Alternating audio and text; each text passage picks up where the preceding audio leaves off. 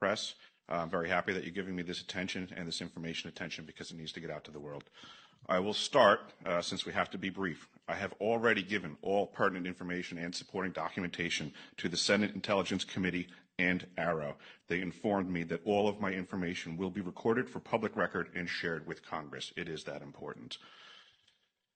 In 2010, I was selected to go down to the South Pole Station in Antarctica for an entire year by Raytheon Polar Services as an employee of a third-party contractor for the National Science Foundation. I functioned in a dual-role capacity as a tradesman and a firefighter. My responsibilities required me to be more informed than most of my crew and offered me complete access to the facilities. What I learned from this unique experience needs to be shared with the entire world. The technology at the South Pole Station certainly can do what it is presented as its primary purposes, and unfortunately, much more. The ice cube neutrino detector is presented as a passive listening device for the purposes of the science as presented. But I'm going to skip right through the chase, folks. I have provided documentation that proves that the 5,160, what they call DOMs, that are embedded in the ice can actually transmit at 2,047 volts each. That gives us a long list of things to consider. It is effectively a multifaceted directed energy weapons platform that I will list rapidly a few things that it can do. Vehicle detection. We're learning that these off-world craft, on-world craft, ours or other nations, are also emitting neutrinos. So this makes the South Pole Station effectively an air traffic control station for this new level of equipment that nobody's discussing. In addition to the ability to detect neutrinos and the exotic vehicles, I have provided documentation that shows that this is also a system for faster than light communications. In the past, Gary McKinnon has hacked NASA, found the off-world fleet, the list of captains, and it's apparent that if we have faster-than-light vehicles moving throughout this system, we're going to need faster-than-light communications. This is that facility. Unfortunately, I have other bad news. The season that I was there, 2010 to 2011, we converted from construction to operations and maintenance in both the elevated station and the detector array. Unfortunately, when they first fired it up, that was when we had the earthquakes in Christchurch, New Zealand.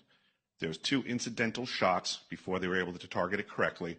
This is an earthquake-generating device as well. This is the weapons of war that we have to deal with now and what Raytheon's hiding. There's an ELF system at the South Pole Station that when I arrived, I was told it was off, dismantled, and completely defunct.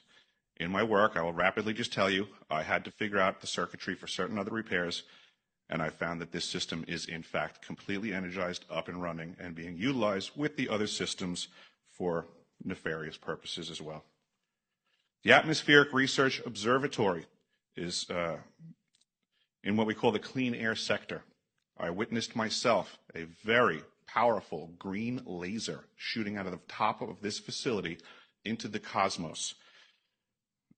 This, I believe, is a secondary form of long-range communications and or a defense system.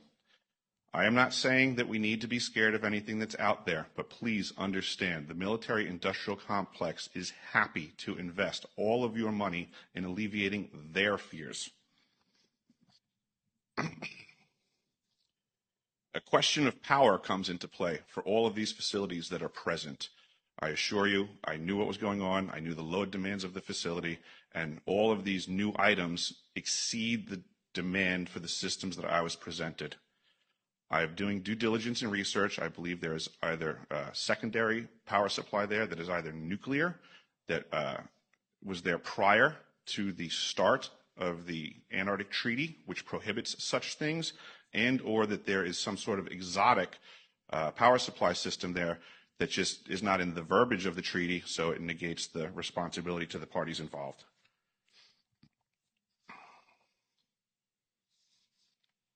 I think that pretty much covers it for time. If anybody wants to find out more, I have a website where all this information is at. For brevity, I'll wrap it up, but you can go to deciphering.tv. I've documented all of this stuff, and information is available.